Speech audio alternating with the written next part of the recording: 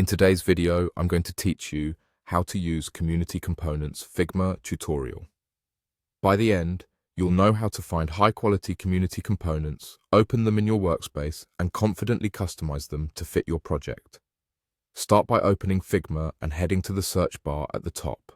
Click into the Community area so you're browsing public resources rather than your own files. In the search field, type Components and press Enter. This will surface a wide range of ready-made UI components and kits from creators around the world. If you have a specific need, try refining your search terms, like mobile components, dashboard components, or button components. You can also scan the results for recognizable creators, star ratings, and recent updates to get a sense of quality and maintenance. Once the results load, take a moment to preview the designs that catch your eye.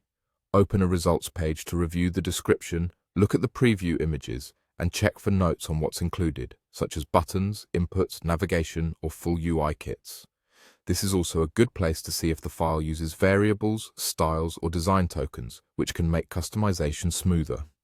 When you've found a design you like, simply click it to open its details. From there, click Open in Figma. The file will open in your workspace, typically in your drafts, so you can explore it safely without affecting the original creator's file. Give yourself a minute to scan the pages on the left panel.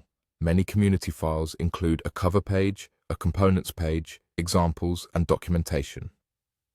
Open the components page to see how elements are organized and whether there are variants or component properties you can toggle. Now you're ready to customize.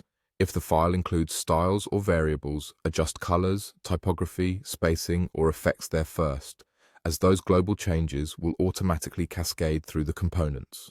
When working with components, drag instances from the Assets panel onto your canvas.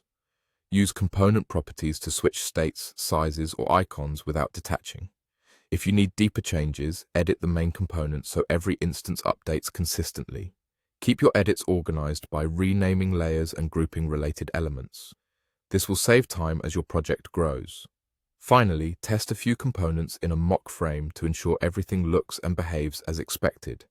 If something feels off, revisit the component or style settings and iterate until it matches your brand and layout. That's it.